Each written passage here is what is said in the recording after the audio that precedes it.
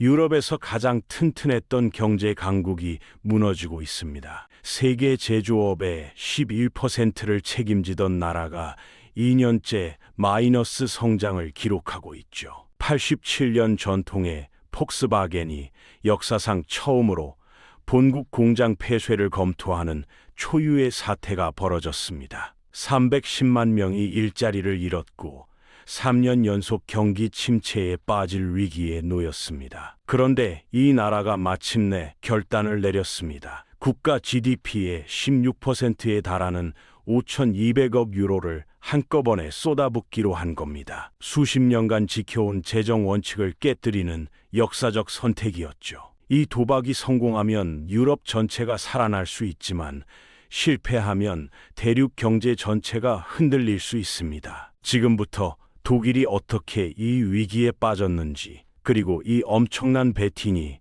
과연 성공할 수 있을지 파헤쳐 보겠습니다. 독일 경제는 겉보기엔 다른 선진국들과 비슷해 보입니다. 교육 수준 높은 인구에 탄탄한 중산층, 부유한 노동력을 갖추고 있으니까요. 그런데 내부를 들여다보면 구조 자체가 근본적으로 다릅니다. 대부분의 나라들은 성장하면서 제조업에서 서비스업으로 중심축이 이동하는데 독일은 여전히 물리적 생산품 수출에 의존하고 있거든요. 유럽 제조업의 27%를 독일이 담당하고 있고 수출이 GDP에서 차지하는 비중이 거의 48%에 달합니다. 미국의 3배가 넘는 수준이고 프랑스나 영국보다 훨씬 높은 수치죠. 북부의 작은 도시 볼프스부르크를 보면 이해가 쉽습니다. 이곳엔 세계 최대 규모의 자동차 공장이 있는데 5만 8천 명이 일하면서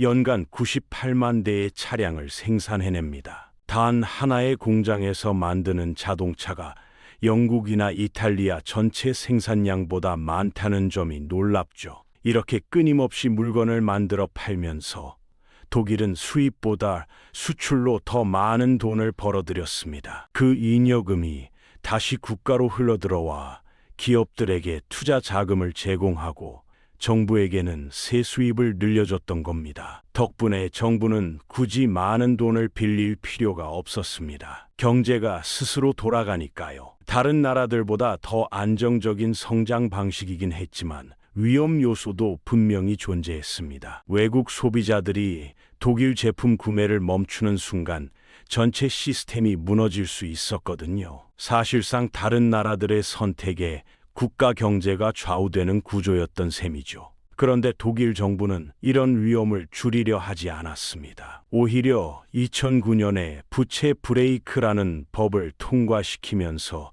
더 강하게 밀어붙였죠. 이 헌법 개정안은 정부가 연간 GDP의 0.36%까지만 빌릴 수 있다고 못 박았습니다. 참고로 미국은 매년 GDP의 5% 이상을 빌리는데 독일이 스스로 허용한 한도의 10배가 넘는 수준입니다. 이 전략의 논리는 명확했습니다. 낮은 부채를 유지하겠다고 약속하면 투자자들의 신뢰가 높아지고 그러면 금리도 낮아진다는 계산이었죠. 실제로 2010년부터 2019년까지 독일 GDP는 24% 성장하면서 유럽 대부분을 앞질렀습니다. 실업률은 4.8% 아래로 떨어졌고 매년 2,100억 달러 이상의 무역 흑자를 기록했는데 이건 세계 어느 나라도 따라오지 못한 수치였습니다. 이 시점에서 독일은 신뢰성의 대명사가 됐습니다. 정확하게 움직이는 기차부터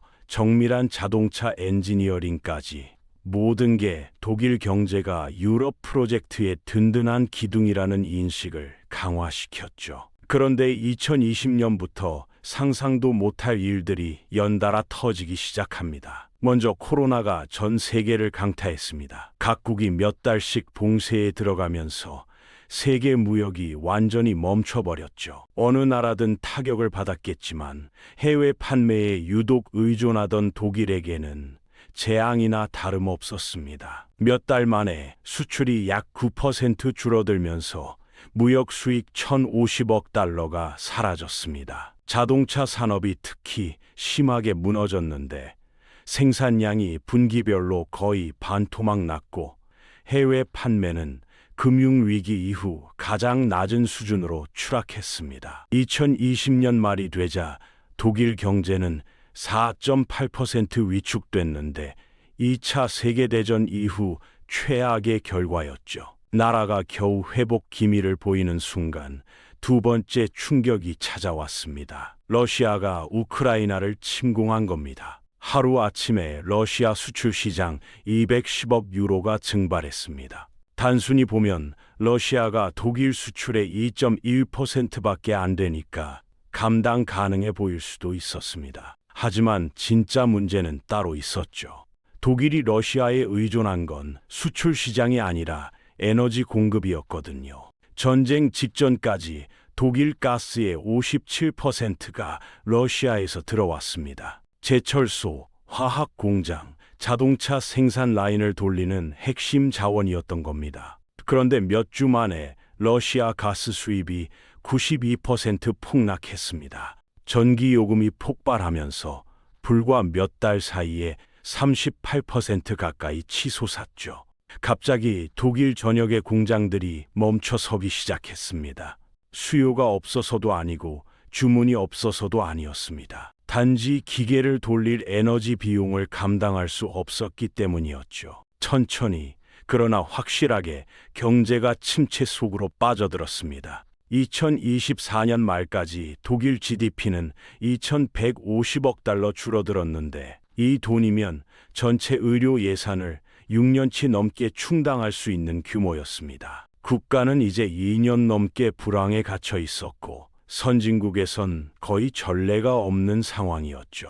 보통 부유한 나라들이 경기 침체를 맞으면 정부가 엄청난 돈을 쏟아부어 경제를 떠받칩니다. 미국은 코로나 때 5조 달러 넘게 지출했죠. 원리는 간단합니다. 경제에 돈을 풀어서 도로 깔고 프로젝트에 자금 대고 임금 지급하면 그 돈이 사람들 손에 들어갑니다. 그러면 사람들이 기업에 돈을 쓰게 되고 기업들은 직원 재고용하고 생산 늘리면서 경제 엔진이 다시 돌아가는 구조죠. 그런데 독일은 그렇게 할 수 없었습니다. 엄격한 부채 규칙에 묶여 있었거든요. 실업자가 310만을 넘어서 수십 년 만에 최고치를 찍었는데도 정부는 그냥 빌릴 수가 없었던 겁니다. 상황이 더 나빠질 수 없을 것 같았을 때 미국이 독일 제품에 16% 관세를 매기겠다고 선언했습니다. 독일의 세 번째로 큰 무역 파트너가 사실상 문을 걸어 잠그겠다는 얘기였죠. 모델 추정에 따르면 이것만으로도 독일 경제에서 220억 유로가 추가로 빠져나갈 판이었습니다. 동시에 트럼프는 베를린의 국방비를 GDP의 5%까지 끌어올리라고 압박하기 시작했습니다. NATO 보호를 보장할 수 없다고 경고하면서요. 다른 위기들을 생각하면 이 목표 달성은 불가능에 가까웠습니다. 벽 앞에 몰린 독일이 마침내 상상도 못할 결정을 내렸습니다. 2025년 3월, 정부가 가장 신성시하던 부채 규칙을 깨뜨리고 5,200억 유로 지출 패키지를 발표한 겁니다. 국가 역사상 최대 규모의 투자였죠. 인프라 개선, 기후전환 기금을 통한 녹색 에너지 프로젝트, 어려움 겪는 산업에 대한 직접 지원, 각 주 예산까지 포함됐습니다. 수십 년간 균형 잡힌 예산을 자랑스러워하던 나라에게 이건 단순한 정책 변화가 아니었습니다. 마지막 수단이었죠. 독일이 스스로 충분히 빠르게 변화해서 붕괴를 막을 수 있다는데 모든 걸 건 도박이었던 겁니다. 여러 측면에서 이 정책은 완벽한 논리를 갖추고 있습니다. 모델들은 이 규모의 자금 투입이 GDP 성장률을 플러스로 돌려놓고 2년 안에 100만 개 이상의 일자리를 만들어낼 수 있다고 예측했습니다. 세 수입도 안정화될 거라고 봤죠. 아이디어는 이랬습니다. 단기적으로 인프라와 친환경 에너지, 산업 투자에 큰 돈을 쓰면 정부가 성장을 끌어올릴 수 있고 나중에 늘어난 세수로 빚을 갚으면 된다는 계산이었습니다. 실제로 수십 년간 신중한 재정 관리 덕분에 독일은 선진국 중에서도 가장 낮은 GDP 대비 부채 비율을 유지해왔습니다. 몇천억 달러를 더 빌린다고 해서 큰 차이가 나지 않을 것처럼 보이죠. 거의 모든 다른 경제에서는 이게 맞는 얘기일 겁니다. 독일도 마찬가지일 수 있고요. 하지만 한 가지 요소가 이걸 다른 어떤 나라보다 훨씬 위험하게 만듭니다. 유럽 경제 전체가 독일을 최후의 보루로 의존하고 있거든요. 이탈리아, 스페인, 그리스 같은 나라들이 위기에 빠질 때마다 독일이 재정적으로 등을 떠받쳐 왔습니다. 문제는 보통 이렇게 시작됩니다. 투자자들이 이탈리아나 그리스 국채를 팔아치우기 시작하면 차입 비용이 급등하고 그 나라들은 채무 불이행 위기에 직면하죠. 하지만 과거엔 독일이 뒤에서 개입해서 자금을 제공하고 경제를 재안정화시켰습니다. 경제 블록이 살아남을 수 있었던 유일한 이유였죠. 투자자들이 경제가 약한 나라에 기꺼이 돈을 빌려주는 건 로마나 아테네를 신뢰해서가 아닙니다. 상황이 나빠지면 베를린이 나서줄 거라고 가정하기 때문이죠. 물론 이 시스템은 독일 자체가 바위처럼 단단할 때만 작동합니다. 그런데 5,200억 유로 규모의 투자 패키지는 그 안정성 자체를 의심받게 만들 수 있습니다. 실제로 이미 외국 투자자들이 독일 국채 보유량을 줄이기 시작했다는 보고가 나오고 있고, 신용기관들은 등급 하향 조정 가능성을 경고하고 있습니다. 명백히 위험천만한 전략이지만 사실 선택지가 많지 않았던 것 같습니다. 예측에 따르면 2026년까지 실업자가 520만 명을 넘어설 수 있고 GDP는 여전히 마이너스 성장에 머물 거라고 합니다. 그 시점이 되면 유럽의 금융 닷으로서 독일의 역할은 유지가 불가능해지죠. 대규모 정부 투자가 이론적으로는 이걸 막을 수 있습니다. 그렇다면 실제로 어떻게 작동할 수 있을지 살펴보겠습니다. 투자 패키지는 크게 두 가지 핵심 요소로 나뉩니다. 첫 번째이자 가장 큰 부분은 인프라인데 총 3,100억 유로 정도입니다. 이 돈으로 정부는 주요 도시들 사이에 고속철도망을 확장할 계획입니다. 더 빠르고 안정적인 교통수단은 단순히 통근자들 시간을 아껴주는 것 이상의 의미를 갖습니다. 기업들이 공급망을 훨씬 효율적으로 연결할 수 있게 해주거든요. 뮌헨의 자동차 제조사가 프랑크푸르트나 함부르크 공급업체와 생산을 거의 실시간으로 조율할 수 있게 되면서 생산성이 엄청나게 올라가는 겁니다. 주목할 점은 효율성으로 유명한 나라임에도 불구하고 독일이 역사적으로 인프라에 다른 선진국보다 적게 투자해왔다는 사실입니다. 그래서 세월이 흐르면서 균열이 나타나기 시작했죠. 현재 독일 주요 도로의 다리 중 38%가 긴급 수리가 필요한 상태인데 유럽에서 가장 높은 비율 중 하나입니다. 그리고 전체 국토의 32%만 광대역 인터넷에 접근할 수 있는데 EU 평균의 절반도 안 되는 수준입니다. 요점은 국가 인프라가 심각한 상태라는 점이고 새로운 지출 계획이 이 문제를 크게 개선할 수 있다는 겁니다. 두 번째 부분도 있습니다. 대략 1,050억 유로가 기후 전환 기금으로 직접 배정됩니다. 여기엔 북해에 대규모 해상 풍력 발전소를 건설하는 계획이 포함되는데 연간 6.2테라와트시의 청정 전기를 생산할 예정입니다. 독일 가정 172만 곳에 전력을 공급할 수 있는 양이죠. 정부는 또한 2030년까지 태양광 발전 용량을 5배로 늘리는데도 큰 투자를 하고 있습니다. 결국 모든 건 러시아 침공의 영향을 완화하려는 시도입니다. 상당한 개선에도 불구하고 독일 전기 가격은 여전히 전쟁 시작 전보다 훨씬 높거든요. 아이디어는 국가가 국내 생산을 늘려서 가격을 정상 수준으로 되돌릴 수 있다면 제조업 부문에 절실히 필요한 지원을 제공하고 경제를 성장으로 되돌릴 수 있다는 겁니다. 좋은 소식은 독일에서 이런 프로그램이 과거에 효과가 있었다는 점입니다. 2차 세계대전 이후 일본은 생산량의 거의 32%를 도로와 항구, 발전소 재건에 쏟아부었습니다. 20년 동안 연평균 거의 9% 성장하면서 세계 두 번째로 큰 경제가 됐죠. 하지만 진실은 독일이 매우 다른 현실에 직면해 있다는 겁니다. 일본은 완전히 새로운 걸 처음부터 건설하고 있었는데 새 공장이나 고속도로는 엄청난 이득을 가져다 줬습니다. 고도로 발달한 나라인 독일에서는 그런 이득이 훨씬 작습니다. 기존 인프라를 개선하는 건 완전히 새로운 것을 짓는 것보다 효과가 덜하거든요. 문제를 더 악화시키는 건 새 프로젝트의 혜택이 실제로 나타나기까지 수년, 어쩌면 수십 년이 걸린다는 점입니다. 국가중앙은행에 따르면 이 프로젝트들이 적어도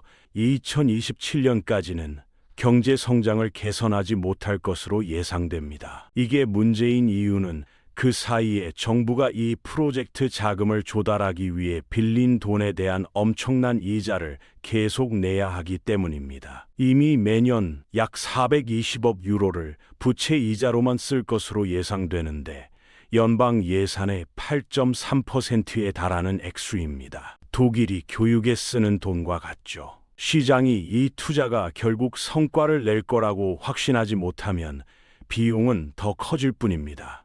금리가 겨우 2%만 올라도 국가는 매년 추가로 270억에서 310억 유로를 더 내야 합니다. 중요한 건 이미 이런 일이 일어나고 있다는 겁니다. 독일 장기 국채 수익률이 40년 만에 최고치를 찍었고 지금 약 3.1% 수준에서 맴돌고 있습니다. 이게 훨씬 더 오르면 프로젝트가 시작도 하기 전에 전체를 죽일 수도 있습니다. 실제로 이 모든 도박은 결국 타이밍 문제로 귀결됩니다. 정부가 제 시간에 프로젝트를 완료해서 경제 생산성을 향상시키고 채권 시장을 진정시킬 수 있다면 독일 경제를 불황에서 끌어낼 수 있을 겁니다. 하지만 프로젝트가 잘못되고 일련의 지연과 예산 초과에 휘말리면 재앙이 될 수 있습니다. 이 순간을 그토록 중요하게 만드는 건 이게 단순한 지출 패키지가 아니라는 점입니다.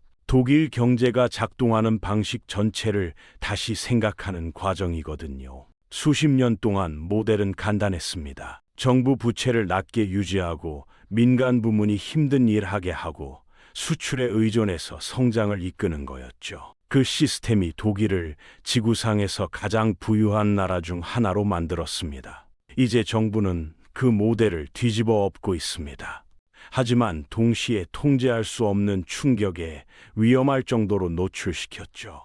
유럽의 금융 보증인이 되는 대신 독일의 재정 규율이 국가 주도 투자의 엔진으로 자리를 바꾸고 있는 겁니다. 수천억 달러 규모의 공공지출이 경제를 밑바닥부터 재건할 수 있다고 내기하는 거죠. 이 도박의 결과는 독일만 형성하는 게 아닙니다. 선진국 전체에 대한 테스트 케이스가 될 겁니다. 대규모 국가 개입이 여전히 발달한 시장 경제에서 성장을 촉진할 수 있을까요? 아니면 정부 주도 기적의 시대가 오래전에 끝났다는 게 증명될까요? 사실 아무도 모릅니다. 하지만 앞으로 10년 동안 독일에서 일어나는 일이 유럽 전역의 경제 정책 분위기를 결정할 수 있고 아마도 그 이상의 영향을 미칠 겁니다.